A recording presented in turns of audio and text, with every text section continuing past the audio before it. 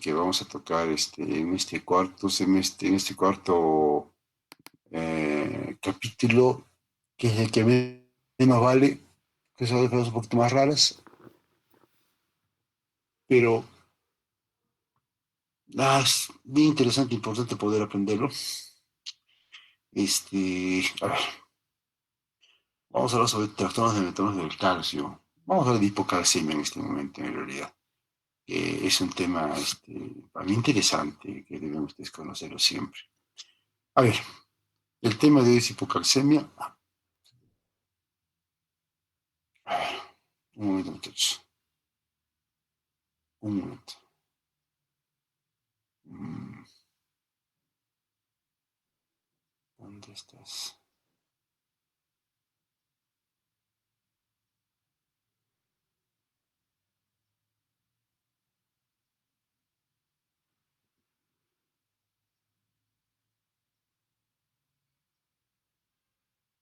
Ay, esta máquina horrible. Mm, un momento, muchachos, un ratito.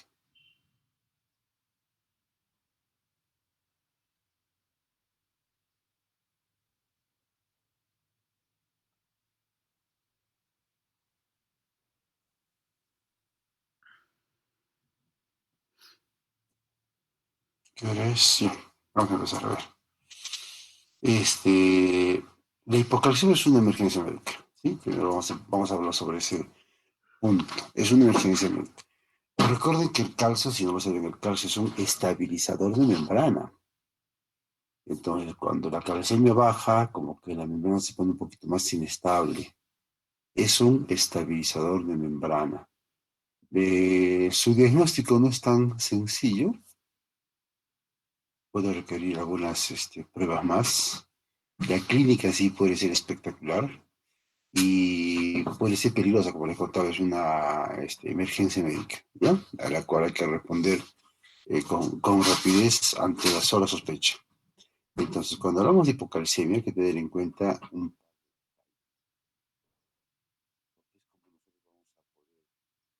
el diagnóstico de hipocalcemia.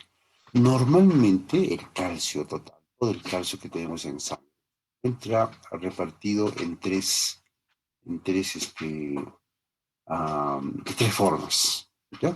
Hay un calcio que es el llamado calcio iónico. El,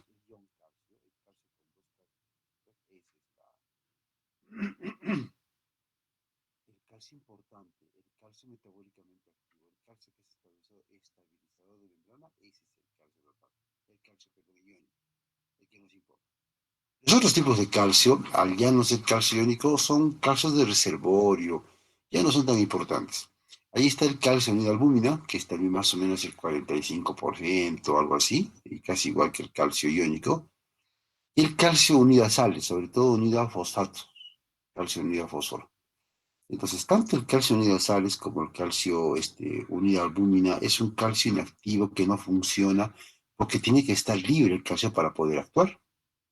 ¿Ya? Ese es un primer concepto. Entonces, cuando yo quiero saber si un paciente tiene hipocalcemia, lo que debo dosar es calcio iónico. Porque el resto del calcio no me importa, no me interesa, es metabólicamente inactivo, debo dosar calcio iónico.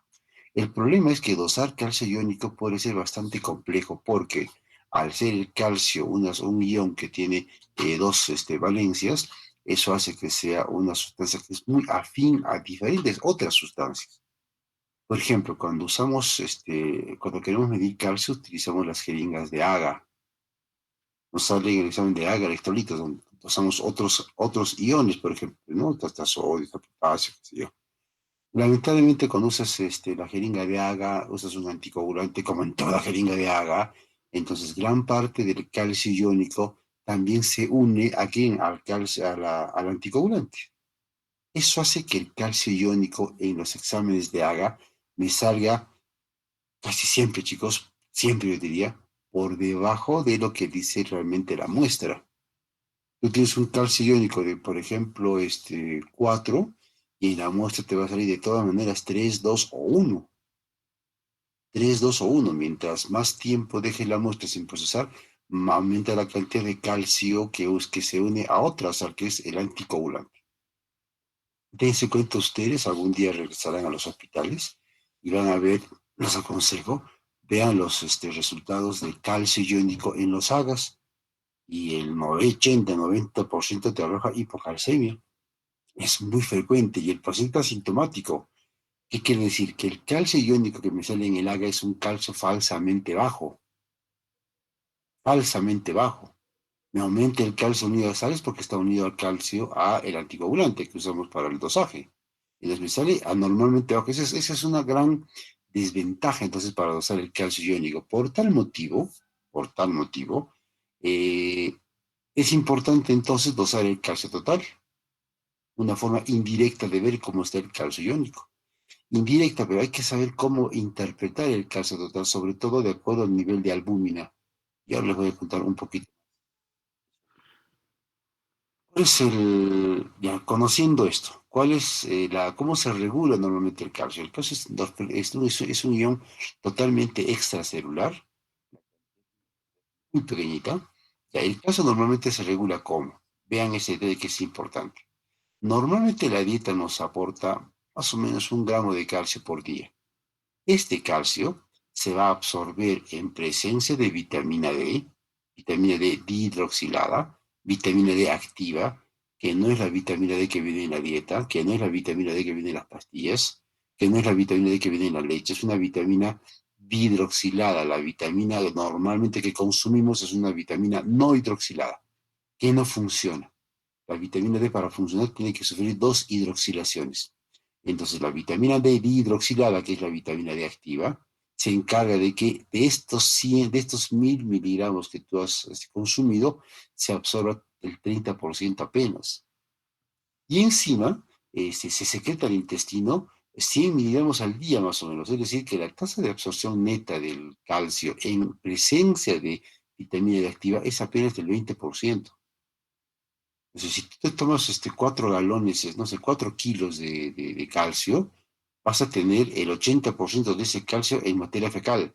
Apenas se absorbe un 20%. Primer gran detalle, el calcio no se absorbe muy bien, lamentablemente, en presencia de vitamina D. En ausencia de vitamina D no se absorbe nada. Es más, se pierde. Detalle importante, número uno. Número dos, el calcio es una molécula activa. Normalmente el calcio, por ejemplo, es captado por el hueso para formación de la matriz mineral, una acción que se han realizado por los osteoblastos, esas células óseas que se encargan de captar el calcio y meterlo a la matriz ósea, forman hueso, los osteoblastos.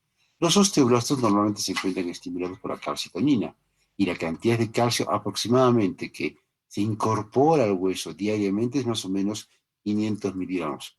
Pero al mismo tiempo, el hueso es una fuente de calcio y libera calcio, así como capta calcio, libera calcio. ¿Quién se encarga de liberar el calcio? Unas células que se llaman los osteoclastos que están normalmente estimulados por la paratormona, cortisol también, pero principalmente paratormona, y los osteoclastos entonces se encargan de carcomer el hueso, se encargan de liberar calcio de la matriz ósea. ¿Cuánto? Más o menos la misma cantidad de calcio que ha ingresado. Entran 500, salen 500. A esto se llama recambio óseo de calcio o turnover, es un anglicismo. El recambio renal, el recambio, perdón, de calcio a nivel óseo, que es activo, que es normal, que es de más o menos medio gramo. ¿Mm? Detalle interesante. Luego, normalmente, ¿cómo actúa el riñón? El riñón debe ser el órgano que más actúa a nivel del metabolismo del calcio. Normalmente el riñón filtra en forma pasiva a nivel del glomérulo unos 10 gramos día, 10 gramos. Eso es pasivo. Pero la reabsorción de calcio en los túbulos renales, esa es una reabsorción activa, estimulada por paratormona, ¿ah? Que reabsorbe más o menos el 98% del calcio que ha sido filtrado. Entonces, mientras la filtración o la pérdida de calcio es pasiva, la recuperación de calcio a nivel de los túbulos es una fase activa que requiere incluso presencia hormonal. Esto hace que a nivel de renal se pierde más o menos 200 miligramos diarios de calcio. A nivel renal, vean que solamente se han absorbido 200 que se pierden a nivel renal. ¿no? Y ahí se mantiene el equilibrio que nosotros normalmente tenemos en el metabolismo del calcio. Recuerden que la reabsorción renal de calcio, que es un proceso activo, la estimula paratormona, la bloquea calcitonina. ¿Ya? La bloquea calcitonina. Aquí tienen ustedes entonces una forma para saber cómo se manifiesta, cómo se procesa el calcio que normalmente consumimos nosotros todos los días. Imagínense entonces si tienes un pobre consumo de calcio, el riñón igual te va a botar 200 miligramos. ¿Quién sufre cuando no consume mucho calcio? Hueso, porque el hueso es el que tiene la mayor, es el depósito de calcio. Entonces, cuando tú no tienes vitamina D o no que tienes un buen consumo de calcio, el que empieza a sufrir las consecuencias va a ser el hueso. Esto es especialmente importante en chicas, ustedes. Una chica que llega a los 25 y por encima debería tomar suplementos de calcio. Las chicas tienen un pico de masa ósea más o menos a los 25 y a partir de entonces el hueso es cada vez más frágil, más frágil, más frágil. No me mide nada, pero es así la naturaleza. En el varón el pico de masa ósea es más tardío, es a los 35, 45 años. Después entonces empieza a declinar.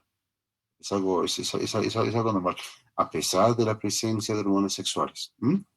Ya. Entonces, ¿cómo se regula el calcio? Y acá vamos a tener algunos conceptos que van a quedar claros. Necesito que esto me lo aprenda antes. Cuando el calcio baja en plasma, no digo hipocalcemia, cuando el calcio baja en plasma, ¿quién se estimula? Glándula paratiroidea. ¿Ya? Glándula paratiroidea y aumenta la secreción de hormona paratiroidea. Entonces, aquí os hago una pequeña conclusión. La reducción de la calcemia es un estimulante de la secreción de hormona paratiroidea. ¿Qué hace la hormona paratiroidea para que el calcio se eleve? A ver, actúa a nivel del hueso aumentando la resorción ósea, recuerdan la actividad osteoclástica, la resorción ósea, con lo cual va a haber liberación del calcio hacia el plasma y mejora del calcio plasmático. También la hormona paratiroidea a nivel renal se encarga de, ustedes ya saben, aumentar la reabsorción de calcio. Número dos, el calcio cuando se reabsorbe, pero digamos, tiene que pagar la cuenta, tiene que ir el reemplazo de otro ion. El que se ofrece para eso es el fósforo. Entonces, cuando la hormona paratiroidea en el riñón reabsorbe calcio, tiene que disminuir o liberar este fósforo, de tal forma que aumenta el fósforo en orina, se reduce el calcio en orina, ¿m? Y esto hace que aumente el calcio plasmático. Obviamente, si aumenta la cantidad de fósforo en orina, se reduce la cantidad de fósforo en el plasma. ¿Mm? Y también la hormona paratiroidea en el riñón genera la segunda hidroxilación de la vitamina D. Recuerden que la vitamina D tiene dos hidroxilaciones. La segunda hidroxilación ocurre a nivel renal y ocurre en presencia de paratormona. Cuando tengo la vitamina D entonces dihidroxilada, el intestino recién puede aumentar la absorción de calcio. Quiere decir que la paratormona no actúa a nivel intestinal, actúa la vitamina D. Entonces, cuando disminuye el calcio en plasma, sale la hormona paratiroidea, se estimula, es el estimulante natural, es el estimulante más poderoso, y eso hace que aumente la resorción ósea, aumente la reabsorción de calcio en el riñón y aumente la absorción de calcio en el intestino. La absorción de calcio intestinal es indirecta, es una acción indirecta de la paratormona, ¿ya? Es una acción indirecta. Ya, esas son las funciones. ¿Quién es otro estimulante de la secreción de paratormona? El aumento de fósforo. ¿Mm? Así como la reducción de calcio es el principal estimulante de la secreción de paratormona, el aumento de fósforo es otro estimulante de la secreción de hormona paratiroidea. Igual, cuando aumenta el fósforo, se actúa a nivel del riñón para que el fósforo se pueda eliminar. Pues hay dos estimulantes de la secreción de paratormona. Importante que conozcan esto. Importante esta otra lámina que acá es todavía más interesante. Perdón, muchachos. La universidad me pide que controle mi asistencia. Cosas con las cuales no estoy de acuerdo, caray. A mí se me ocurre, no sé si algún docente falta clases. Porque no ha habido pues bandidos. Y ya no están ahorita en la universidad. No entraron a clases, al final, no hacían clases, la práctica no la hacían, dejaban a los estudiantes con el residente, simplemente se olvidaba de ellos. Yo recuerdo antes de la pandemia, como los compañeros estaban dando vueltas como gallinas sin guato, igualito, dando vueltas ahí en diferentes partes del hospital, buscando a su docente. Pero ese tipo de individuos felizmente ya no están en la universidad, pero no, de repente por ahí hay alguno que todavía está ahí dando vueltas. Pensando en ellos es que la universidad supongo que es que hace esto, ¿no? A ver, ¿qué debe estar asistiendo? Yo creo que el principal control que tenemos nosotros son ustedes. Si ustedes ven que un docente no viene a clases, no hace la práctica, pues quéjense, ¿eh? Quéjense. Primero, ¿a quién? Al coordinador. Yo soy el coordinador para hablar con el docente y a ver qué está pasando. Si yo no puedo solucionarlo, pues la universidad, ustedes son los que controlan.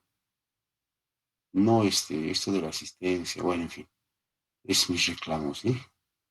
Déjenme hablar en voz alta, así que ahí está, entrada puntual, maravilloso. Listo, chicos. Esta lámina es importante, así que atentos con esto. Yo les contaba que la reducción de calcio es el estimulante de la secreción de hormona paratiroidea.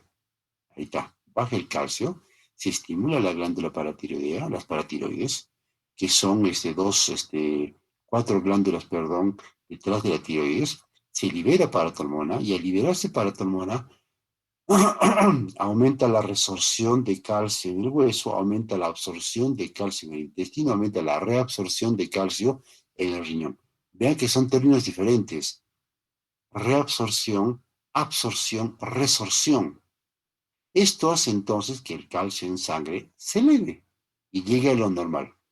Pero obviamente a veces el calcio podría un poquito subir en sangre y cuando aumenta el calcio en sangre, quien se estimula se estimula la tiroides. Se estimula la tiroides porque las células parafoliculares de la tiroides empiezan a liberar a la hormona contrarreguladora de de la hormona paratiroidea, que es la calcitonina. Cuando sale calcitonina, hace exactamente lo contrario de lo que hace la paratormona. Hace que reduzca la resorción ósea. Es más, estimula que el calcio pueda ser reabsorbido por el hueso. Dos, hace que se reduzca la absorción intestinal de calcio y hace que el riñón pierda más calcio porque se reduce la reabsorción de calcio.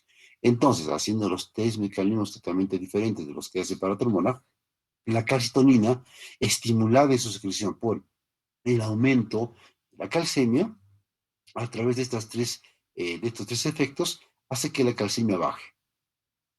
Entonces estamos normalmente en un tira y afloja entre hormona paratiroidea y calcitonina, ¿no? Una se estimula la otra, al final lo que tenemos es una concentración en calcio, que es de calcio en sangre que se va a mantener normal, que es el principal objetivo, ¿ya? Acá en esta parte es importante hacerles un comentario. Cuando, por ejemplo, lo hemos visto en el segundo capítulo, cáncer de tiroides, a un paciente con cáncer de tiroides le sacan toda la tiroides y por error, entre comillas, le sacan también las paratiroides. Recuerden que el hipoparatiroidismo tiene a la cirugía de tiroides como principal causa. Entonces, si tú sacas a la tiroides, ya no hay calcitonina. Si tú sacas a las paratiroides en un mismo acto operatorio, es algo que ocurre con frecuencia, tampoco tienes paratormona. Entonces, en un sujeto que ha sido sometido a una cirugía de tiroides por cáncer, le has quitado tanto calcitonina como paratormona. Me faltan los dos reguladores me faltan. La pregunta es, ¿el efecto de cuál de los dos se nota más? O mejor dicho, la ausencia de cuál de los dos se nota más. ¿Y cuál se nota más? La pregunta es entonces, cuando a un paciente le quitan la tiroides y le quitan las paratiroides, ¿qué cosa hace? ¿Hipercalcemia por ausencia de calcitonina? ¿O hipocalcemia por ausencia de paratormona? ¿Qué cosa te hace? Como muchos de ustedes ya estarán aprendiendo, entendiendo y adivinando, cuando se va la calcitonina y se va paratormona en los pacientes que les acabo de mencionar, el paciente ve hipocalcemia. El paciente hace franca hipocalcemia. Es decir, que cuando no hay calcitonina ni hay paratormona, el efecto de la hormona que más se siente su ausencia es el de paratormona. Es el de paratormona. No hay hipercalcitoninemia, mejor dicho, no existe hipocalcitoninemia, ni existe hipercalcitoninemia. La hipocalcitoninemia es una entidad que no es importante. Les pongo otro ejemplo. Imagínense un sujeto que le sacan la tiroides por Graves y les dejan la paratiroides. ¿Cómo está la calcemia? Normal, no se altera. ¿Qué quiere decir esos conceptos? Esos ejemplos. Que cuando no hay calcitonina, no sientes nada, no pasa nada. ¿Qué significa entonces esto que les he contado? ¿Que es mentira? No, no es mentira, es verdad. Lo que sucede es que, aquí sale un segundo concepto, así como la reducción de la calcemia es el principal estimulante para la secreción de paratromona, el aumento de la calcemia es el principal inhibidor de la secreción de paratormona. Y por lo tanto, cuando no hay paratormona, el intestino no absorbe tanto calcio. Cuando no hay paratormona, el hueso como que capta más calcio. Cuando no hay paratormona, el riñón como que pierde más calcio. O sea, los mismos efectos de calcitonina. En otras palabras, chicos, sí, pues esta es la hormona contrarregulada de la paratormona, pero que la paratormona cuando baja su concentración se contrarregula sola. En otras palabras, la principal hormona encargada del metabolismo del calcio se llama paratormona, la principal. La calcitonina no es tan importante. La parte más importante de calcitonina debe ser cuando sirve como un marcador tumoral en cáncer medular de tiroides. Después, literalmente la calcitonina no sirve, no sirve. Cuando hay un cáncer medular de tiroides, por ejemplo, con altos niveles de calcitonina, la calcemia es normal, no se altera, no se altera, no funciona, es como es como el Tribunal Constitucional, no hace nada, no hace nada, no sientes el efecto. La calcitonina farmacológica sí se utiliza para osteoporosis.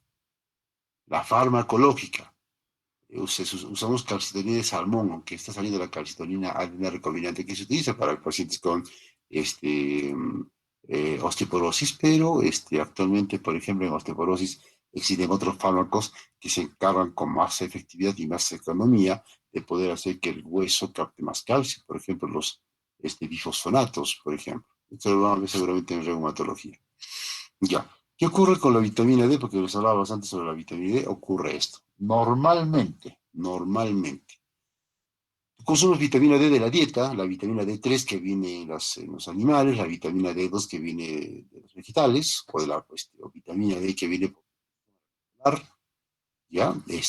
Aumenta entonces la vitamina D en el plasma. Esta vitamina D literalmente no sirve para nada. Esta vitamina D tiene que dihidroxilarse. La primera hidroxilación de la vitamina D, recuerden que la vitamina D es un derivado de colesterol, ¿ah? Con el núcleo abierto, por supuesto, porque el núcleo cerrado son las hormonas esteroideas, el núcleo abierto es la vitamina D. La vitamina D llega al hígado y en el hígado sufre una primera hidroxilación en posición 25. Y tenemos la 25-hidroxivitamina D. La 25-hidroxivitamina D no sirve para nada, no sirve. Tiene que haber la segunda hidroxilación. La segunda hidroxilación ocurre a nivel renal y ocurre en posición 20, en posición 1, a través de una enzima que se llama 1-hidroxilasa. La 25-hidroxilasa, ¿dónde se encuentra? En el hígado. La 1-hidroxilasa, ¿dónde está? En el riñón. Y cuando la 1-hidroxilasa se activa en presencia de paratormona, si no hay paratormona, no hay 1-hidroxilación, viene la paratormona, estimula la enzima y yo tengo la 1-hidroxilasa activa y hace que la 25-hidroxivitamina D se transforme en 1,25-dihidroxivitamina D, que es recién la vitamina D activa. Cuyo nombre farmacológico es calcitriol. El calcitriol, hormona o vitamina D dihidroxilada, es el que recién tiene la capacidad de aumentar la absorción de calcio a nivel intestinal. Recién.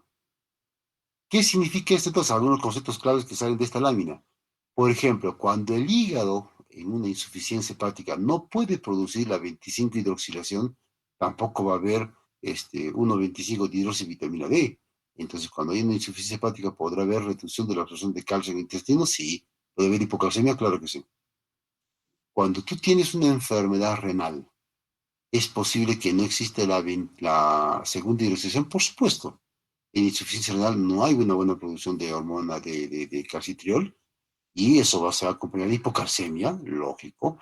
Aparte que en una insuficiencia renal el riñón pierde la capacidad de la reabsorción de calcio y se empieza a perder de forma pasiva una gran cantidad de calcio a nivel renal. Por eso es que la insuficiencia renal se acompaña con mucha más frecuencia de hipocalcemia que la insuficiencia hepática, pero en los dos puede haber hipocalcemia, claro que sí. Número 3. Cuando no existe hormona paratiroidea, por más que el riñón se encuentre sanito y el hígado sanito, no hay la segunda hidroxilación en posición 21 y no va a haber absorción de calcio. Importante, por supuesto, importantísimo. Número 4. Si bien es cierto, la vitamina D dihidroxilada es la hormona, la vitamina D activa, ¿cómo será activa y cómo será importante que normalmente la concentración de calcitrol en sangre casi no varía, consumas o no consumas vitamina D, casi no varía? Es porque es importante mantener en concentraciones normales. Entonces, cuando tú quieres saber si un individuo determinado tiene una buena cantidad o no de vitamina D en sangre, dosarle 25, 1,25 de hidroxivitamina D no es una buena medida. Es mejor dosar 25 hidroxivitamina D, la vitamina D en la primera hidroxilación. ¿Por qué es mejor dosar esta sustancia?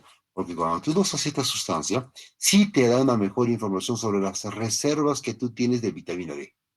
Esta no. Esta no.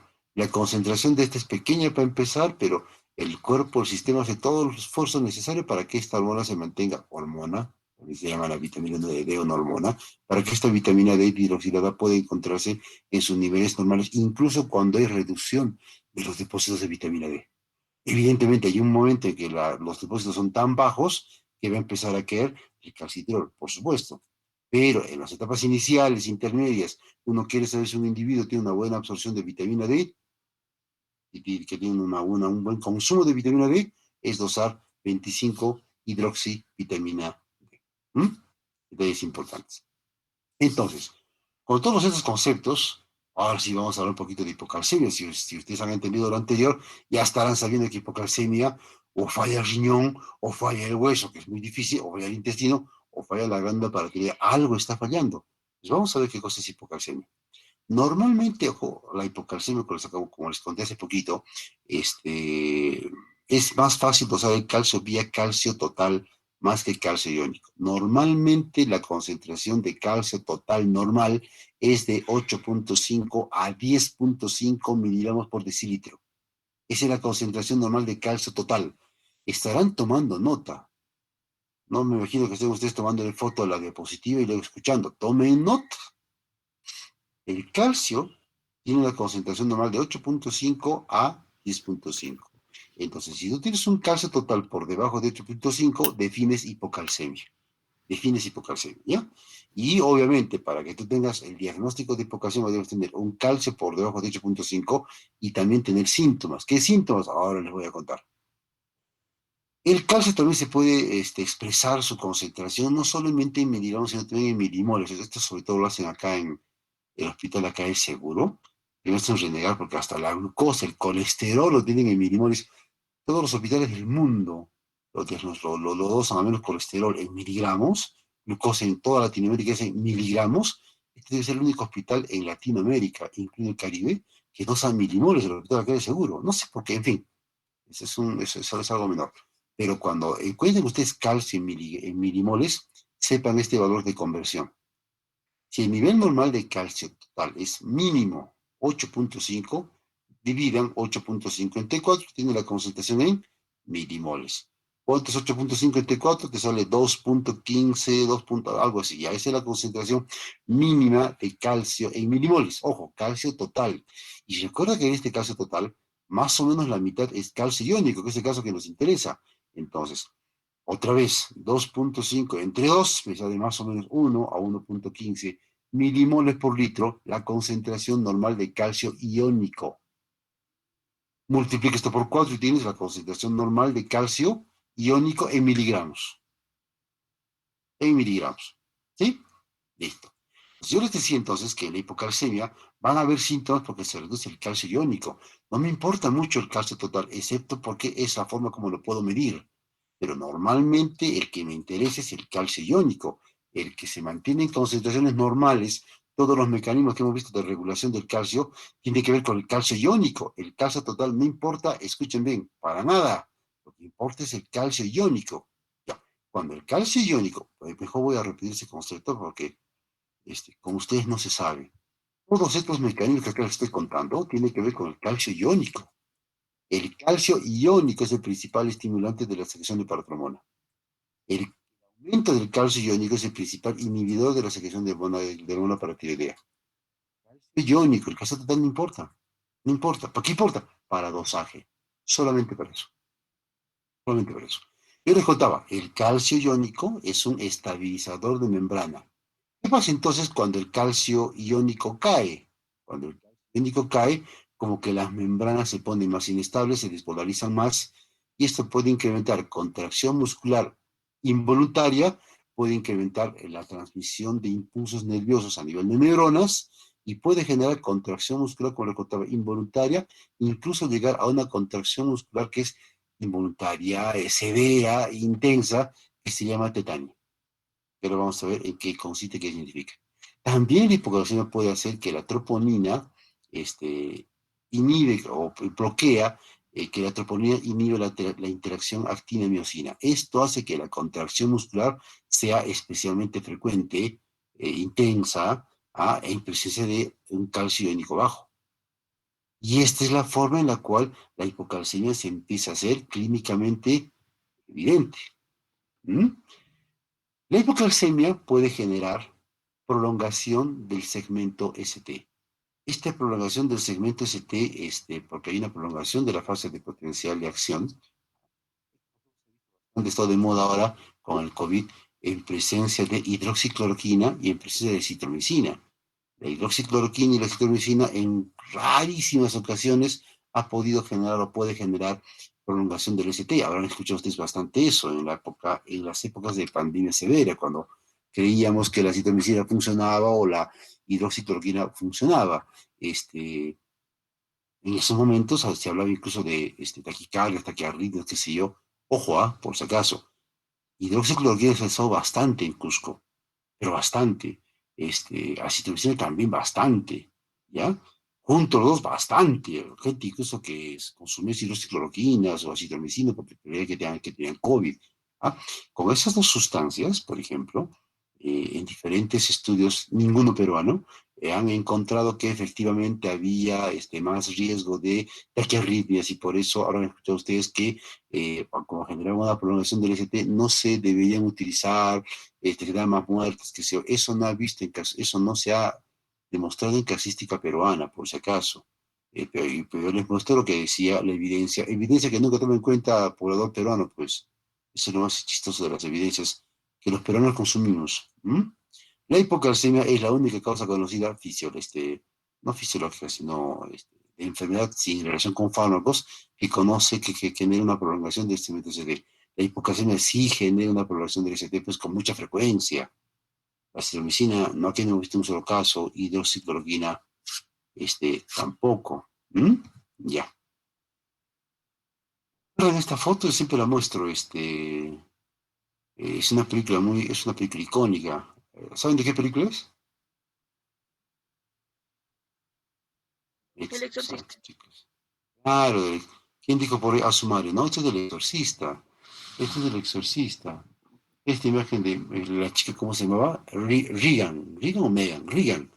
Regan se llama la protagonista cuando baja la grada de esta forma. Y algo así la Titania. Esta es Titania. Mejor dicho, o Pistótonos, me estoy equivocando. Es una foto, esta es una pintura.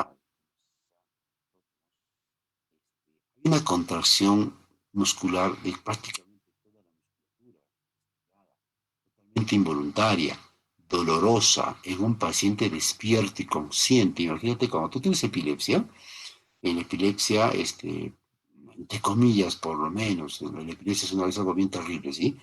Pero, bueno, te desconectas, te desmayas y mientras estás desmayado tienen todos tus sacudidas, viene la enfermedad cuando tienes la epilepsia, ¿ya? Estás inconsciente y cuando te despiertas, bueno, te despiertas adolorido porque te has magullado, te has golpeado, bien penoso, qué sé yo, este es peor todavía porque aquí estás consciente, sintiendo los dolores de cada contracción. Y a veces es tan severa la contracción. No sé si alguna vez a ustedes, a chicos, cuando han hecho un poco de deporte, han sudado mucho y siguen haciendo deporte, se acalambran y sienten como sobre todo a mí me pasa por ejemplo, con la pantorrilla como el que empieza a contraerse solita y el pie empieza a caer. Y te empieza a dar duro la pantorrilla y tienes que, no sé si han visto cuando hay deportistas que están en un partido oficial jugando fútbol, les agarran el pie para tratar de flexionarlos a la fuerza, porque esta contractura puede a veces quedarse una contracción permanente y sí es dolorosa. Y cuando tú logras relajarlo, ya recién el dolor se va. Habrán visto en varios partidos de fútbol cómo agarran el pie y tratan de doblarlo para que se vaya esa contracción involuntaria por ese calambre secundario a calcemia, pero sobre todo en un deportista por hipocalemia. Pero hablando de la hipocalcemia, esta contracción no solamente ocurre acá, ocurre en casi todos los músculos, sobre todo los músculos dorsales. Y tú tienes esta posición donde tú estás apoyado sobre los hombros y sobre los talones, nada más. ¿M? Donde es tan fuerte la contracción que hasta puede haber fractura de esos huesos que están seguramente más débiles y osteoporóticos justamente porque la causa de la hipocalcemia ha hecho que ese hueso se vaya debilitando con el paso del tiempo. ¿M? Opistótonos se llama eso. Es una tetania generalizada, como ven ahí, que puede generar esa posición tan peculiar, tan peculiar. Entonces, hablando de hipocalcemia, hay dos formas de hipocalcemia. Ustedes ya van sabiendo los síntomas. Ojo, esto de lo es algo muy infrecuente. Ahora vamos a ver qué cosa es lo frecuente. Esto es característico pero infrecuente. En la hipocalcemia hay dos formas de hipocalcemia. Una hipocalcemia aguda es muy sintomática, que es una verdadera emergencia médica, y la hipocalcemia que es crónica, que a veces se reagudiza y que cuando se reagudiza sí se convierte en una emergencia médica. La hipocalcemia aguda significa una captura del calcio iónico. ¿Recuerdan ustedes que el calcio iónico con facilidad es como ese chico pues que está con uno, está con otro, esa chica que está con uno, está con otro, es algo así? El calcio iónico se quiere juntar mucho con diferentes sustancias, justamente porque tiene dos valencias, recuerda. ¿Cuándo ocurre eso? Ejemplo, un sujeto que se encuentra con una pérdida aguda de sangre y le pasan o una cirugía de cadera donde hay una pérdida de sangre intensa y le transfunden una, dos, tres, cuatro, cinco, 10 unidades de sangre que tienen anticoagulante, así viene la sangre para transfusión, con abundante anticoagulante, citrato, por ejemplo. El citrato fija calcio. Y si tú al paciente le das una gran cantidad de anticoagulante en las bolsas de transfusión, vas a lograr que el citrato se fije al calcio, aumente el calcio ligado a sales, se reduce el calcio iónico en forma rápida y aparecen los síntomas. ¿Mm? O secuestro de calcio.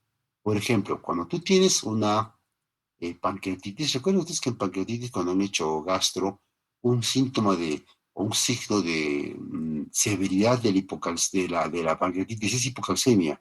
¿Qué ocurre cuando tienes una hipocalcemia, una pancreatitis necrótica o necrohemorrágica?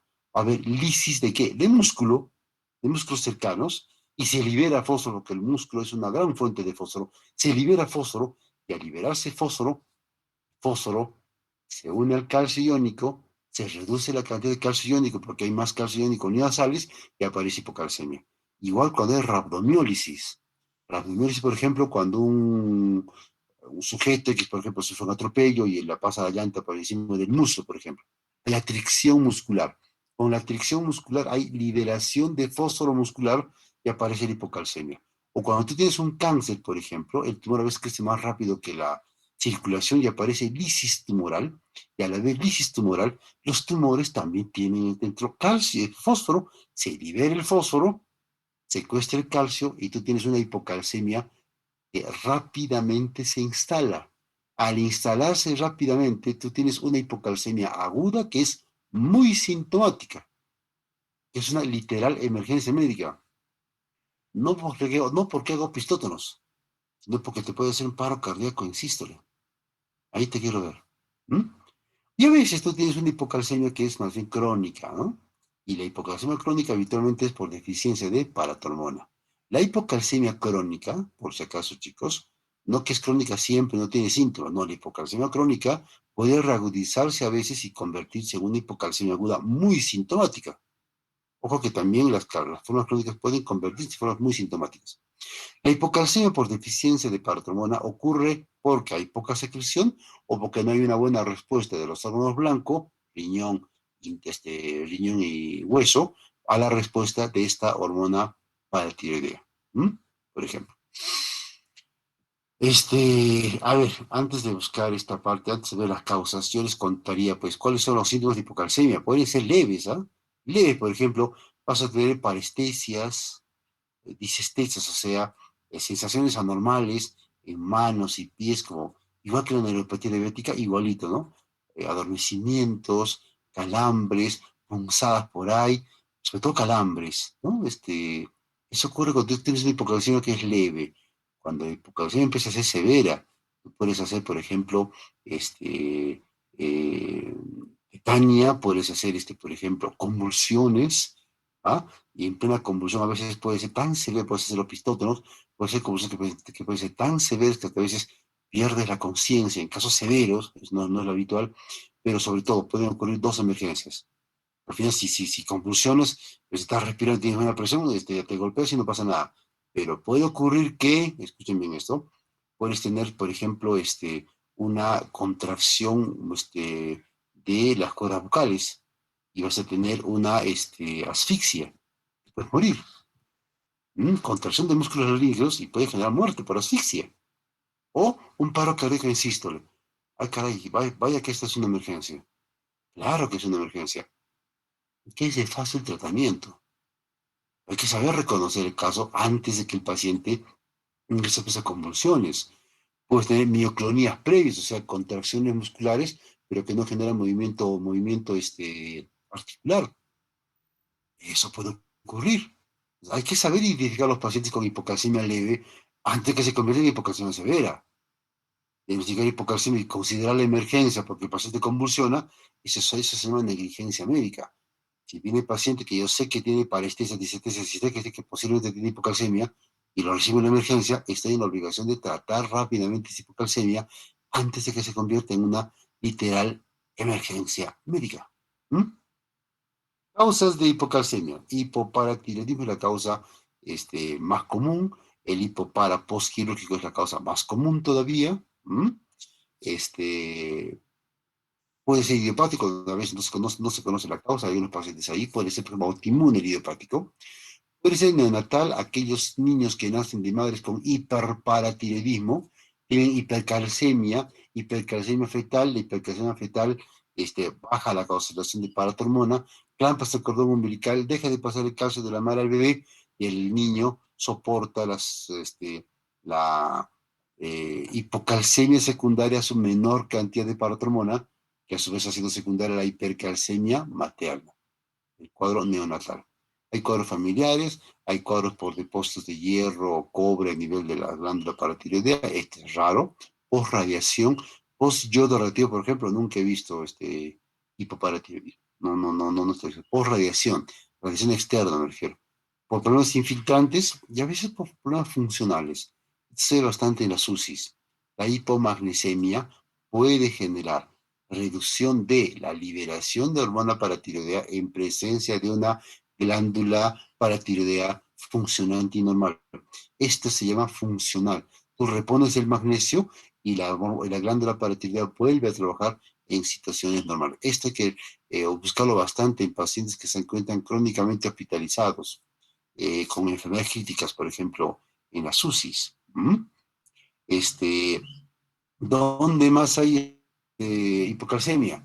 Cuando hay resistencia a la hormona paratiroidea. Tú tienes hormona paratiroidea, pero esta no funciona, porque el receptor no funciona. A esto se le llama pseudohipoparatiroidismo, porque tiene la misma clínica y el mismo laboratorio del hipopara, pero tiene paratormona normal o alta. ¿Y cuál es la bioquímica del hipopara? Calcio bajo, fósforo alto. Siempre. Calcio bajo, fósforo alto. Tú tienes calcio bajo, fósforo alto, tú dices hipoparatiroidismo y casi nunca te vas a equivocar. Dosas paratormona y te sale hormona paratiroidea baja, es un hipopara, pero te sale alta o normal. Estás ante un pseudo hipoparatiroidismo, condición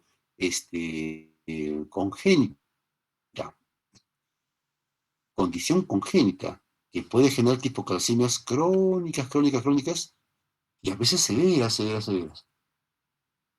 Otras causas, hipovitaminosis D,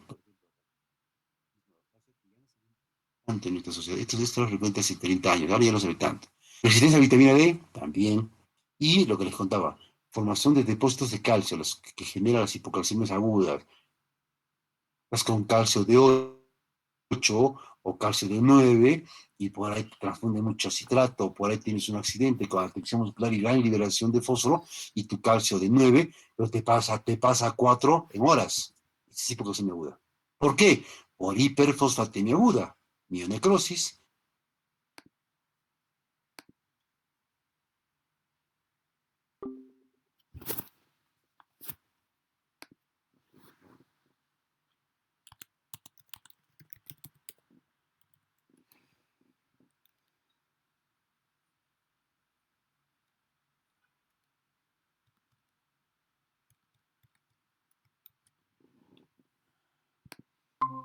Si hay insuficiencia hepática, no va a haber la 25 hidroxilación, no va a haber absorción de calcio en el intestino, vas a tener hipocalcemia. Por enfermedad renal, por supuesto, porque el riñón enfermo no va a reabsorber el calcio, porque el riñón enfermo retiene el fósforo y porque el riñón enfermo no puede hidroxilar la vitamina D. 3 motivos por los cuales la enfermedad renal se acompaña de hipocalcemia. Claro que sí. En el caso de las enfermedades hepáticas, ustedes saben que la albúmina es secretada por el hígado. Si tienes poca albúmina, ¿quién cae? Cae el calcio total, porque cae el calcio unido a proteínas.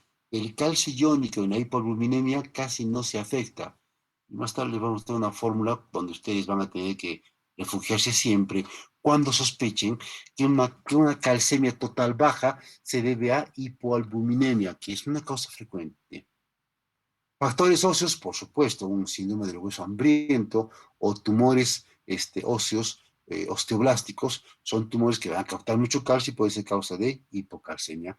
Claro que sí, claro que sí. En las UCIs, permítanme, yo tenía acá, pero muchachos, tenía por acá una lámina, bueno, no la tengo, les voy a mostrar después.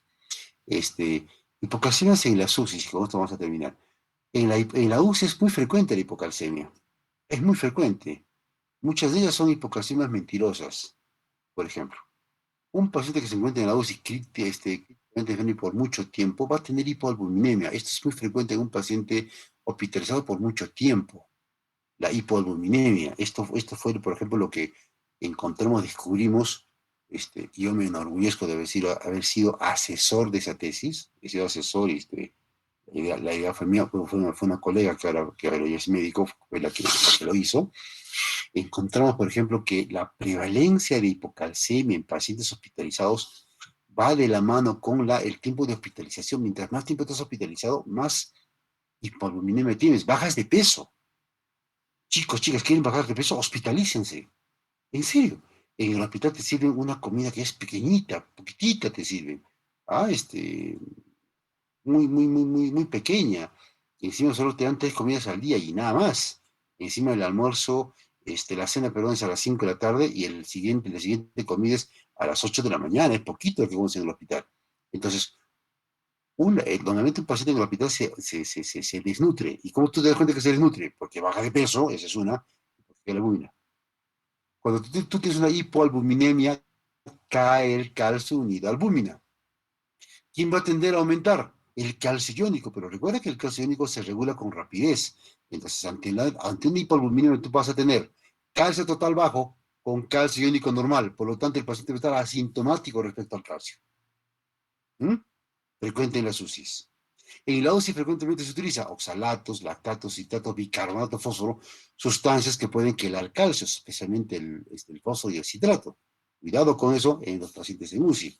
En UCI se usa, por ejemplo, anticoagulantes tipo heparina. La heparina también puede quelar calcio, o sea, juntarse al calcio y hacer que el calcio iónico se reduzca por ciertos antibióticos tipo aminoglucósidos, anfotericina B, y a veces por la presencia de hipomagnesemia frecuente en pacientes con UCI.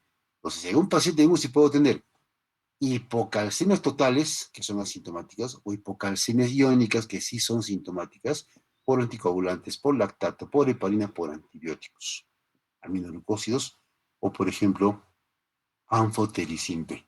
Ya, hasta acá. El próximo miércoles. ¿Alguna pregunta, muchachos? Hasta Doctor, este punto, cuéntame. doctor, una pregunta. En la etiología de la hipocalcemia mencionó que uno de los factores socios que sea por la mineralización ósea excesiva es el síndrome de hueso hambriento. ¿En qué Ajá. consiste este síndrome? Por ejemplo, en hipertiroidismo, cuando Tom Graves le saca la tiroides, normalmente la hormona tiroidea aumenta la actividad osteoclástica del hueso, por eso la osteoporosis es frecuente en el hipertiroidismo. Tú sacas la glándula tiroidea, rápidamente el calcio, la hormona tiroidea cae. ¿Y qué hace el hueso una vez que no hay hormona tiroidea? Tiroidea. Cuando no hay hormona tiroidea porque le sacaste la tiroides, el hueso, perdón, empieza a querer recuperar el calcio perdido. ¿De dónde lo va a sacar? De la sangre. Es un hueso hambriento de calcio. Es ese síndrome del hueso hambriento. También ocurre, por ejemplo, en la terapia del hiperparatiroidismo. Es un hiperpara, sacas el tumor que produce mucha hormona paratiroidea, el hueso al dejar de haber hormona paratiroidea, que le hace perder calcio, empieza a querer recuperar el calcio que perdió. ¿De dónde lo sacan? De la sangre. Y se acompaña de hipocalcemia. Ese es el síndrome de hueso hambriento. Otra pregunta. Muchachos, ya que no hay preguntas, y como ustedes que están en su casa, que se van a tomar desayuno seguro. ¿A qué hora tienen clase ahora, chicos, ustedes? A las 11, doctor. 11.